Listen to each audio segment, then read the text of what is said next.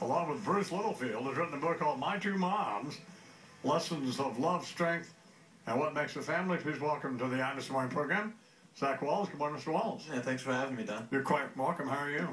Doing all right. It's a little bit earlier than I'm used to, but that's all right. Oh, well, you'll live through it, because we have. Yeah. Tell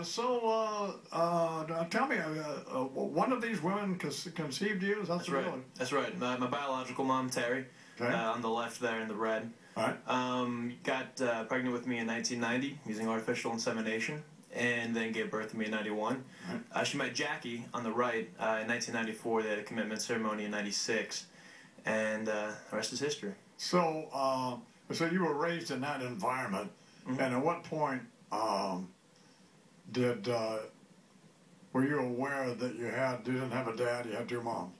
Yeah, there's never like a light bulb moment where something Sure. like clicked, over my head or whatever. But what happened was that Terry, was explaining to me from when I was just a very little guy, before I could even understand how I was conceived. That I had, a lesbian mom. That some kids have two moms, two dads, a mom and a dad. And so there's never really a moment looking back on my life where I didn't know who I was, didn't know who my family was, and so there was never subsequently a moment of like realization. Yeah. For all intents and purposes, just like anybody else. Okay, just so we can put this conversation in context, so you know where I'm coming from. I support gay marriage because I think people love one another and each other, and it doesn't make any difference in my view. Now, I know a lot of people don't support it, but I don't know why. I don't understand that. It's never resonated with me. I do think the traditional American family is a father and a mother. Having said that, it doesn't make. I'm just telling you where I'm coming from. Right. Doesn't make your family any less valid than anybody else's, Yeah. in my view. So. Yeah, well, I appreciate that, Don. And I think you look at a state like Iowa, where I grew up. There's certainly a lot of people who are of a different view. Sure. And I think that most of. Why do you think they're of a different view? Yeah, I think most of that opposition is certainly rooted in the belief, likely, that homosexuality is immoral. It's probably a religious belief that they've picked up, at an early point in their life, and they can't necessarily wrap their eyes, their mind around the idea that two gay people could ever be in love with each other or successfully be parents. Now, obviously, actually, once you get to know my parents and sit us down and have dinner with our family and really get to know us on a personal level, I think that misconception falls apart pretty quickly. But for people who haven't had that experience of actually sitting down and getting to know us, it's easy to stick to these misconceptions and myths and stereotypes. Do you think it's because it threatens them? I think they feel threatened. Why, I wonder? Yeah, that's a good question. I'm not necessarily sure. It seems to me kind of like a person who's getting mad at me for eating a donut because he's on a diet. It doesn't necessarily seem like the kind of thing that's rational. And there were people in Iowa certainly who predicted kind of the apocalypse after this ruling in 2009. But it turns out that, hell hasn't opened up and swallowed Davenport down into the abyss. In fact, divorce rates are falling in Iowa since 2009.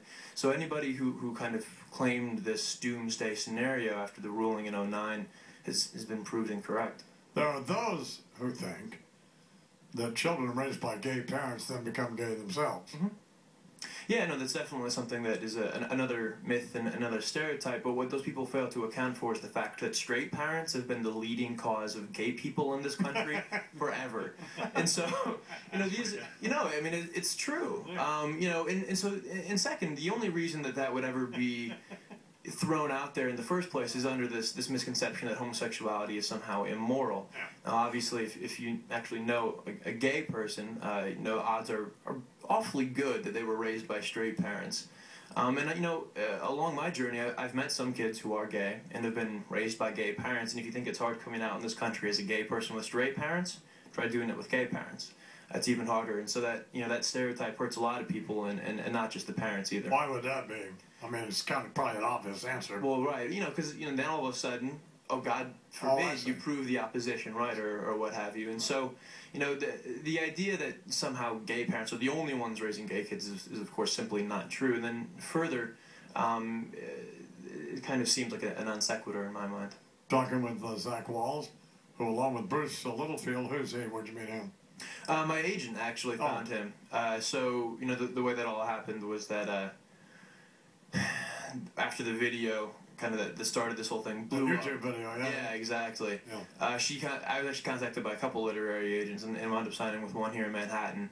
She found Bruce and then they got the book sold. Now, My Two Moms is called Lessons of Love, Strength, and What Makes a Family. Why did you want to do the book? Yeah, so there were, you know, two immediate motives that came to mind. The first is, you know, I wanted to speak out to other kids who have LGBT parents. You know, we're living in a time that's very tumultuous right now on this issue, and when I sat down to write the book, this GOP primary was just heating up, and there was a lot of, you know, kind of mudslinging going around on this issue in particular. And so I wanted to, you know, speak to other kids and just reiterate, you know, and it's one of those things that you just need to be reminded all the time, you know, despite what you might hear on TV and some of those talking heads out there, I know you are all right, and even though we've heard it a lot in the last year and a half, it does get better. And then second, you know, I also thought that this was a pretty incredible opportunity to speak to a lot of people who might be on the fence about this issue. People who are like, well, you know, it's a free country, and, you know, I'm not going to try and infringe on somebody's liberty or freedom, but what are the effects on the kids? You know, I think the single most effective line that the other side uses on this issue is, do we really want to live in a country where I'm thought of as a bigot because I believe that all kids have the right to a mother and a father? It's a pretty convincing line when you hear it, but I think when you actually sit down and you walk through it, it's not quite that simple. Well, the rationale I would encourage people to use is I was complaining to a doctor of mine about I have some, I won't get into a lot of boring. Yeah. Well, you know what old people do, and I'm old. What they do is the first thing you do, you probably had this experience, is they tell you what's the matter with them. Yeah. But I'm not going to go that far. Yeah. But I was complaining about breathing, and the doctor, Dr. Richard Mathey, great, but one of the foremost pulmonary specialists in the world, and he said, it's like golf. I said, I don't play golf. He said, well, I'll tell you what. He said, you have to play the ball where it lies. Mm-hmm. So wherever the ball, you can't move it. Mm-hmm. Well, you can, but you're going to get caught. So this is a reality. It's a reality of our life. So I remember to explain to Wyatt, our son, one of the things we did say, of how inhuman it is to discriminate against anybody. That's right. For any reason. And so that resonated with him more than anything else, rather than to try to rationalize whether or not anybody thought it was aberrant behavior or not, which in my view is irrelevant. And then you mentioned earlier, and I think like a 14-year-old anyway, about like, I've always said it, it's not funny, but I've just always said, I have no problem with women kissing, I just don't want to see men kiss. Yeah. Well, I mean, that's just an idiot. But I mean, I'm half joking. So the point being that that's really what it comes down to. Yeah, you know, I think a lot of people are uncomfortable with the idea of seeing, you know, two people of the same sex being intimate with each other, and there are a lot of people for whom, you know, the opposite might be true. Sure. And something that, you know, I try to explain is like, look, you know, homophobia isn't something that is wrong. It's something that I think, you know, fear, we can't necessarily control how that goes. The problem with homophobia is when we don't address it and we kind of let it inform our other beliefs. You know, FDR once told us the only thing we have to fear is fear itself, and that's certainly true in this case.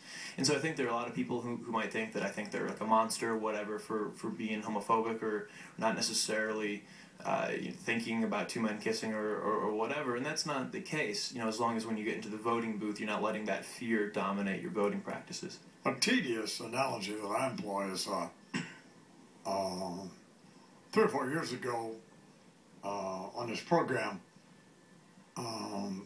we decided to book some African Americans to try to have a conversation about race relations and race itself for a number of reasons. And one of the things I found is in talking to various African Americans, blacks, was that there wasn't all that much to talk about, and suddenly you were talking about issues and other things that affected you both as inhabitants of the planet. And so once you got past the fear of somebody being different than you were, and you discovered that in fact they weren't, it's got to be the same with you guys. Yeah, no, definitely. Definitely.